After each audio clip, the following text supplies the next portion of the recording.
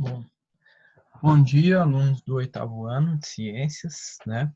Hoje a gente vai iniciar um assunto relacionado ao módulo 3, né, da sua apostila. Então, por favor, peguem a apostila, abram aí no módulo 3, página 200 e 201, do capítulo 7 de ciências, tá? Nós vamos falar hoje sobre reprodução do ser humano.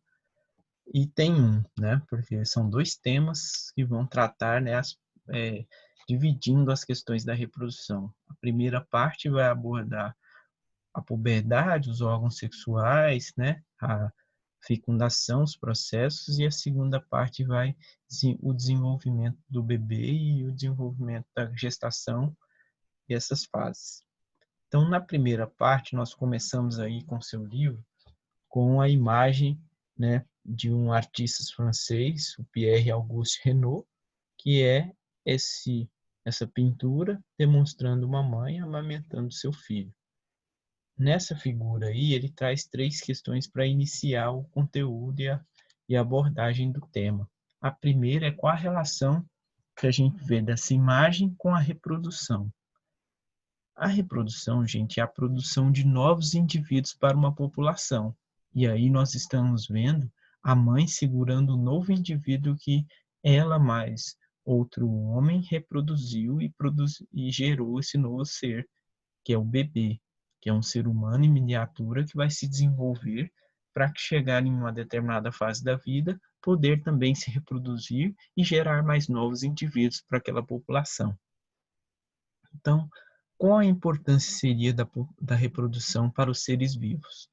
Todos os seres vivos, né, eles nascem, crescem, desenvolvem, reproduzem e morrem.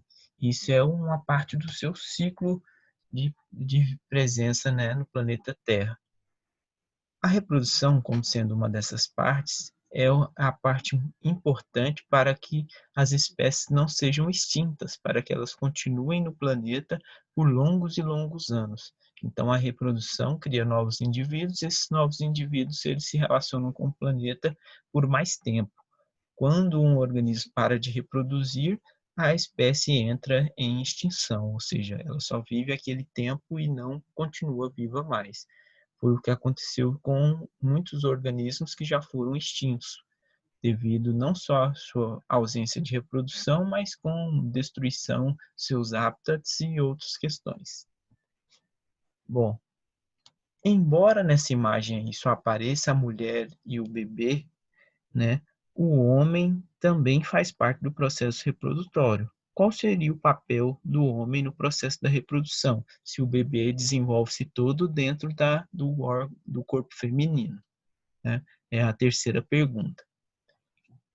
Nessa terceira pergunta, deixa eu até mudar aqui a forma de mostrar e ampliar para vocês. Bom, o homem, ele tem o papel de fornecer metade da estrutura genética que vai gerar esse novo ser. A mulher dá metade dos cromossomos e o homem dá a outra metade. Então, o homem é importante no processo de reprodução, porque ele vai fornecer metade das suas características, assim como a mulher vai oferecer a outra metade. Então, ele participa, sim, do processo reprodutório na questão de reprodução sexuada. A importância da reprodução, nós vemos aqui uma imagem de uma mulher gerando o seu bebê aqui dentro, né? Então, a reprodução ela é importante. A reprodução sexuada ela é baseada em dois tipos de células especializadas chamadas de gametas, que são células que se originam, né, por um tipo de divisão celular chamada de meiose, que ocorre principalmente somente nos órgãos sexuais masculinos e femininos, né? Lá no testículo do homem ocorre esse processo aqui, assim como no ovário da mulher ocorre esse processo também, que é o processo da formação dos gametas, chamada de gametogênese. Essa gametogênese ela é originada por uma célula somática que a gente chama no corpo, que é a célula que tem a soma do total de número de cromossomos. O que é um cromossomo? Cromossomo é o seu DNA enrolado, empacotado para o processo de fase de divisão celular. A nossa espécie enrola nosso DNA todo em 46 cromossomos. Desses 46, com o processo de meiose, a célula pega e divide esse núcleo na metade. Então, fica metade dos genes numa célula e metade na outra. Então, metade de 46 são 23. Aí ela passa por outro processo chamado meiose 2, que é a duplicação dessas células em outras duas células de 23 cromossomos. Então, no final, nós vamos ter, né, uma célula mãe dos gametas produzindo 4 células gaméticas. Se for no homem, vai produzir 4 espermatozoides só com 23 cromossomos, só com a metade de genes que existe num homem completo. Se for, no caso da mulher, um ovo, um ovócito, né, vai uma célula mãe de ovócitos vai se dividir e formar 4 possíveis óvulos com só 23 cromossomos cada um.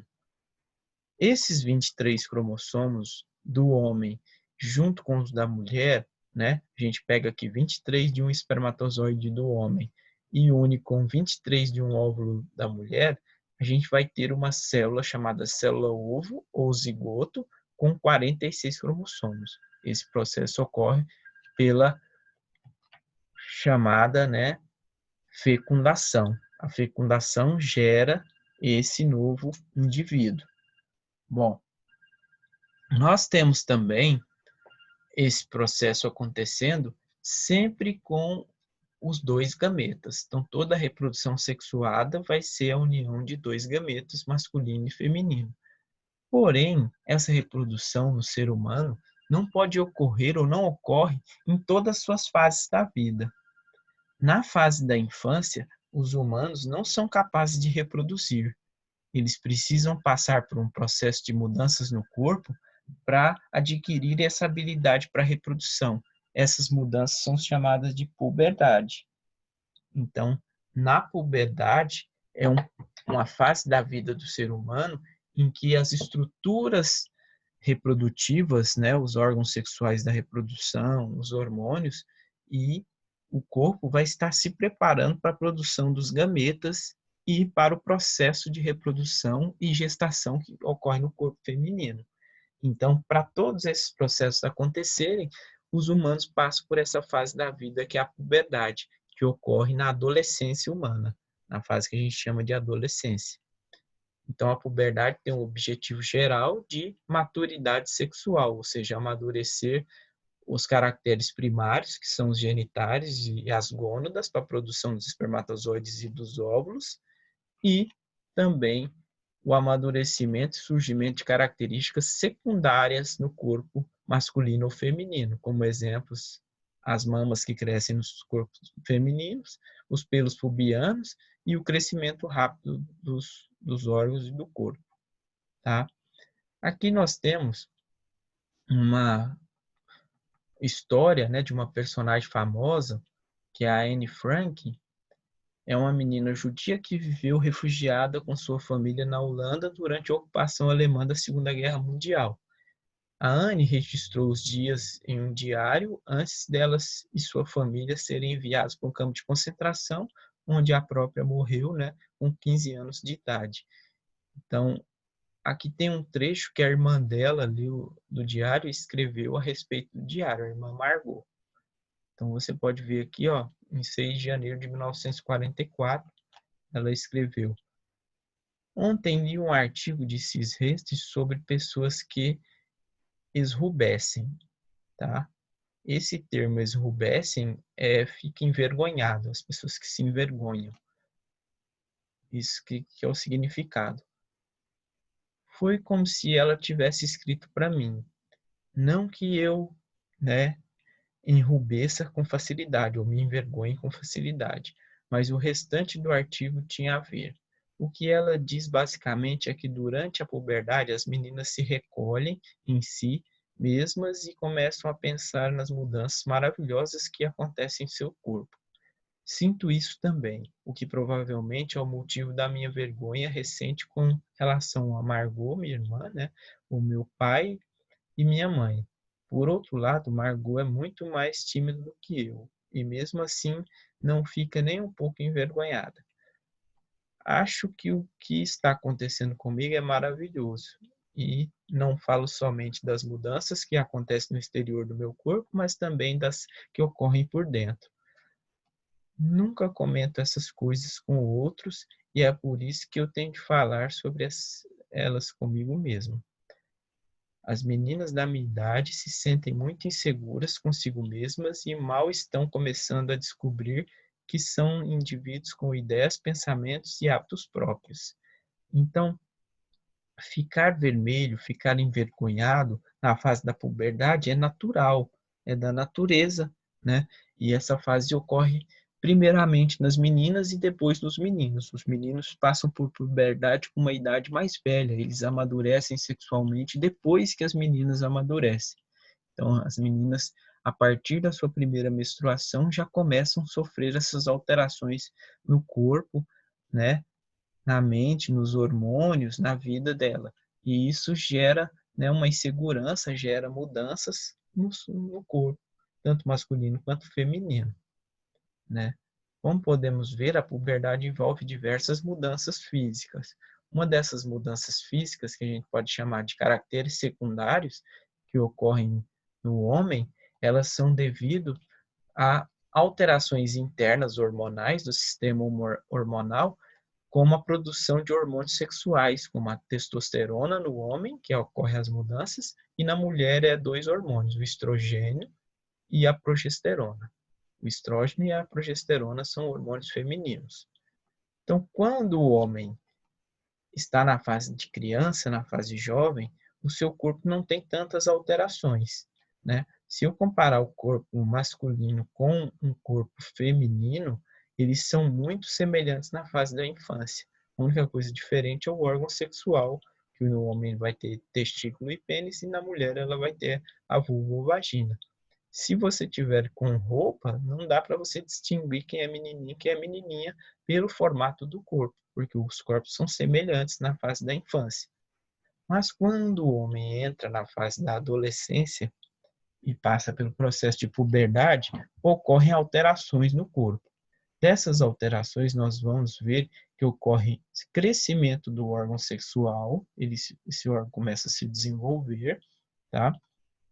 Aparecimento de pelos na região pubiana, debaixo das axilas, na região do peito, tá? Pernas e também pelos no rosto, como bigode e barba, começam a se desenvolver. Outra característica é aqui com relação à laringe do homem. O homem começa a ter crescimento da cartilagem cricoide da laringe, isso estica as cordas vocais e faz ele alcançar sons mais graves, né? Ele começa a falar mais grosso. E aí, nessa fase de adolescência, ele vai alternar, falar fino, falar grosso, falar fino, falar grosso, tá? Até que se estabilize e ele tenha o seu tom vocal na fase adulta. Então, a adolescência é a fase que está ocorrendo essas mudanças. A musculatura dele vai ficando mais rígida, mais forte, a voz dele vai engrossando, os pelos no corpo vão aparecendo, e aí ele vai sofrendo essas mudanças até ele ter um corpo, né, de um ser humano adulto. E aqui ele já vai estar apto a produzir espermatozoides e está se organizando para participar de processos reprodutivos, né, se for o caso. Na mulher, ocorrem mudanças também corporais, como chamadas, né, caracteres secundários femininos adquiridos pela produção dos hormônios progesterona e estrogênio. Na mulher, quais são as alterações? São diferentes do homem. Na mulher, ela não tem a musculatura desenvolvida como nos homens. O que vai acontecer com ela é um acúmulo de gordura na região do quadril, das coxas, né, modelando o seu corpo de maneira diferente do homem. E também acúmulo de gordura na região do seio, fazendo com que o seio da mulher cresça, desenvolva. Porque a mulher tem que ter o seu desenvolvido, porque ela participa, né, como na primeira foto, do processo de amamentação na questão do filho. Outra coisa que ocorre no corpo feminino é crescimento de pelo na região pubiana e nas axilas, tá? Da mulher, tanto adolescente quanto adulto vai ter esses pelos. Os pelos da região da axila e da região pubiana, algumas mulheres, né, fazem processos chamados de depilação que tiram, arrancam esses pelos e não deixam os pelos nessas regiões. Isso é um processo estético, não é um processo biológico. Na natureza biológica, esses pelos estariam aqui para funções de, né, proteção e manutenção dessas regiões que ficam sempre úmidas, né? E para proteger contra bactérias e fungos, né, com relação a mau cheiro e outras questões, tá? O que ocorre na mulher também nessa fase de adolescência é a primeira menstruação, chamada de menarca, que vai ser estudada, né, com mais detalhes nos próximos capítulos, que vão estar relacionados com a fase da reprodução 2, que a gente vai falar sobre esse ciclo menstrual feminino. Então, a menina vai ter sua primeira menstruação. O que é a menstruação? É o descamamento do útero, depois que ela liberou o óvulo, e vai descer um pouco de sangue com algumas partes do útero, né, pelo canal vaginal da mulher. E aí ela vai, quando ela repara isso nas suas roupas íntimas, ela descobre que ela está passando por esse processo, e aí a mãe dela ou uma pessoa mais velha vai orientá-la a como passar por esse processo e como, né, ter as suas atitudes para que a questão dos amotes, né, a questão dos primeiros sutiãs também, nessas questões vão mudando como a mulher vê seu corpo, né, nesse processo de mudança. Aí nós continuaremos depois a falar na próxima aula sobre o sistema genital, né, abordando principalmente o órgão genital masculino e feminino, tá? Quanto à sua maturação e produção e liberação de gametas como espermatozoide e o óvulo. Isso vai ficar para o nosso próximo encontro.